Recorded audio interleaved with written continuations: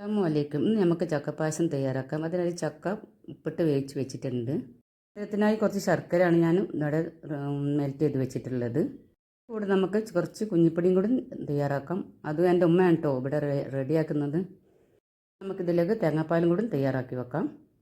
വെള്ളത്തിലിട്ട് നമുക്ക് കുഞ്ഞിപ്പൊടി ഒന്ന് വേവിച്ച് വെക്കാം. നമുക്കൊരു പാത്രം എടുത്ത് വെച്ച് വെന്തതിന് ശേഷം ഒരു പാത്രം എടുത്ത് വെച്ച് നമുക്ക് അതിലേക്ക് ചക്ക ഇട്ട് കൊടുക്കുക. പിന്നെ വേവിച്ച് വെച്ച കുഞ്ഞിപ്പൊടിയും ചേർത്ത് കൊടുക്കാം.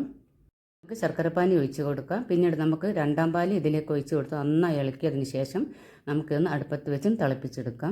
അങ്ങ് തിളപ്പിച്ച് വരുന്ന സമയത്ത് നമുക്കിതിലേക്ക് ഒന്നാം പാലും കൂടി ചേർത്ത് നമുക്കത് ഇറക്കി വെക്കാം.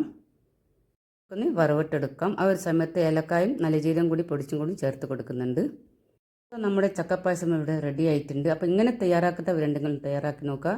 ഇൻഷാ അല്ലാഹ് പുതിയൊരു വീഡിയോ വീണ്ടും നമുക്ക് കാണാം. അതുവരെയും ബൈ ബൈ.